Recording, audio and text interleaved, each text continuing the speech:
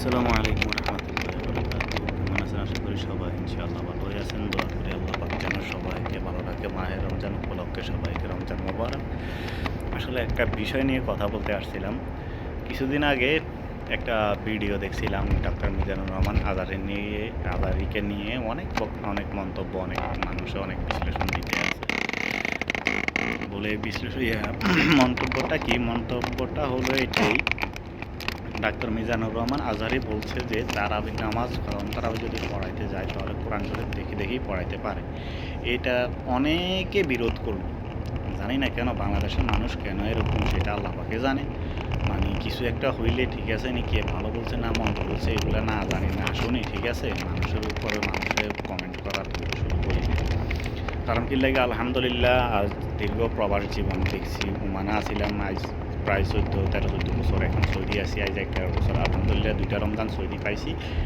আলহামদুলিল্লাহ দোনো রমজানে দেখছি এখানে যারা তারাবি পড়ায়, যে ইমাম থাকে, ইমামের সামনে ঠিক আছে কোরআন শরীফ এক জিল থাকে একটা ড্যাশবোর্ডের উপরে, ঠিক আছে, যেন খতম তারাবিটা যখন পড়াইতে যায়, ঠিক আছে, যারা মানে হাফেজ পোক্তভাবে তারা হয়তো বা দেখে না, আর যারা দেখা গেছে ঠিক আছে নি ভুল হওয়ার আশঙ্কা থাকে, তারা কিন্তু কোরআন শরীফ দেখি তারাবি নামাজ পড়ায়। তাহলে আমাদের দেশে এটা মানতে কি সমস্যা আমি এটাই বুঝি না। আমাদের দেশের সমস্যাটা কি আসে, এটা আল্লাহ ছাড়া মনে কেউ বলতে পারবে না সহজ।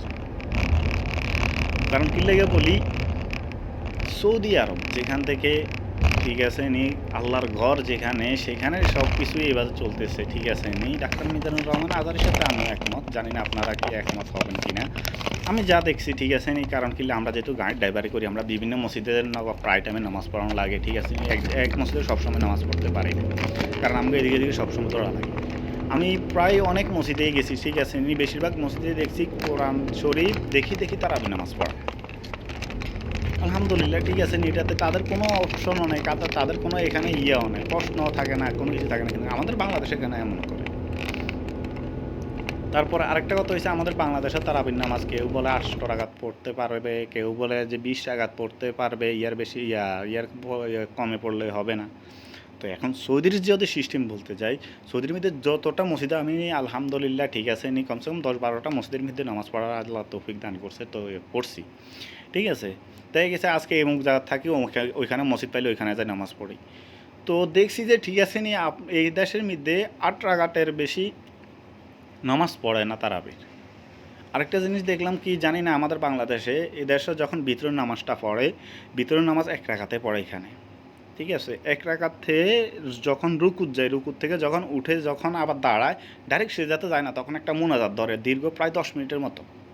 একটা মুনাজাত, যারা সৌদি প্রবাসী তারা বলতে পারবে। ওই মুনাজাত শেষ হওয়ার পরে তারপরে সিধা সিজদা চলে যায়। যদি এটাও এখন বাংলাদেশে যদি কোনো মৌলবী অথবা কোনো মালানা যদি এটা ইয়া করে না, তখন আবার শুরু হয়ে যাবো কাদা ছুড়াছুড়ি বাংলাদেশের মধ্যে। জানি না এই কাদা ছুড়াছুড়ি বাংলাদেশে কবে শেষ হইব, কিন্তু আসলে সত্যিকারে বাংলাদেশের মানুষই জানে না, ঠিক আছে না, তারা কী বাজে ইসলাম ধর্ম পালন করে যাবে অথবা কী বাজে কী করবে, সেটা আল্লাহ পাকে জানে। যাক, আল্লাহ সবাইকে হেদায়েত দান করুক, সবাই বলি আমিন। আর আমার যদি কথাতে কোনো ভুল হয়ে থাকে, আর যদি দেখা গেছে আমার ভিডিও যদি কোনো সৌদি প্রবাসী দেখে অথবা যদি কোনো ভুল হয়ে থাকে, সেও অবশ্যই বলবেন। যারা সৌদিতে আছে অবশ্যই তারা জানে এই জিনিসটা, কারণ সৌদির মধ্যে কোরআন শরীফ দেখি তারা আবির নামাজ পড়ায়। তাহলে আমগো দেশে পাইতো না, কিলে আমগো দেশে কি এটার কি ইয়া আলাদা নাকি?